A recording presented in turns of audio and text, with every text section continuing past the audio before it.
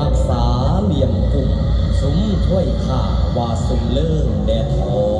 น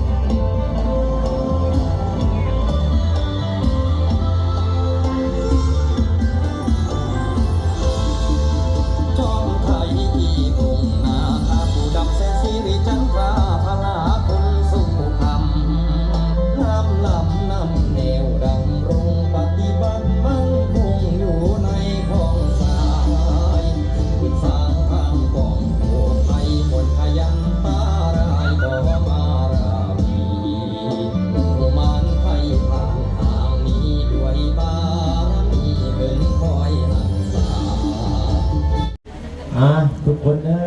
อสาธุสาธุสาธุพุทธังอาราธนานังธัมมังอาราธนานังสังฆังอาราธนานังพุทโธมินาโถธัมโมมินาโถโกมินาโถพุทธังประสิทธิเมธัมมังประสิทธิเมสังฆังประสิทธิเม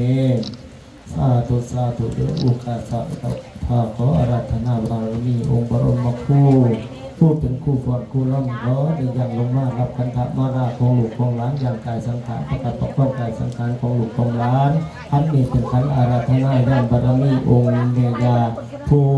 เป็นพระบรมครูคู่ฟ้อนคู่ร่ำให้แก่ลูกแก่หลานให้แก่คณะเมนางร่ำทุ่งนาเล่า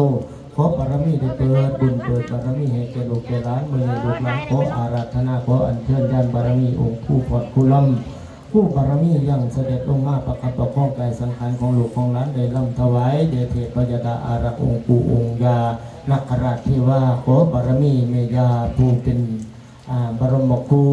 ผู้ฝอนผู้ล่ำมาจับไม้จับมือให้ลูกให้หลานมื่อนี้ลูกหลานแข่งขันหาอาราธนาญาณบารมีทุกๆพระองค์ได้มารับรองให้ลูกให้หลานให้เป็นบุญเป็นบารมีแก่ลูกแก่หลานอาการแบบนี้ผู้ขับขออาราธนังกะโรมิเอาสาธุสาธุเด้อเอายกขึ้นไปตั้งไว้ตรงโต๊ะบุญบัดยังสี่วันนี้เทศนาก็ให้มียังสี่เฮ็ดพานเป็นตุกๆงามๆกับพานหนึ่งเป็นคณะกระพงต้องมี